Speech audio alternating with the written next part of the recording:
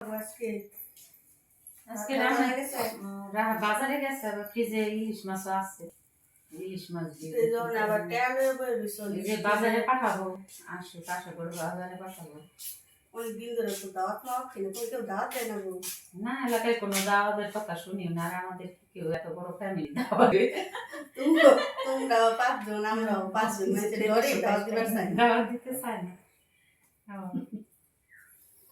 এই বাজার কেন লাগবো? বাজারে যাবা?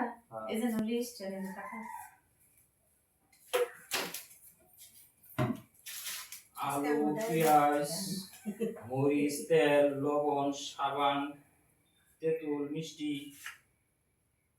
ওই সেরি মাত্র 3 মাস হয়েছে, ওখানে আবার কে তো দিলে আবার কোন খবর গো? আর না, কি কও তুমি? তেঁতুল দিচ্ছি এই জন্য, মাংস দিয়ে খাবো তো, বিন্দালু শুকরের মাংস দিয়ে। এই জন্য আসলে মিষ্টি আবার কে?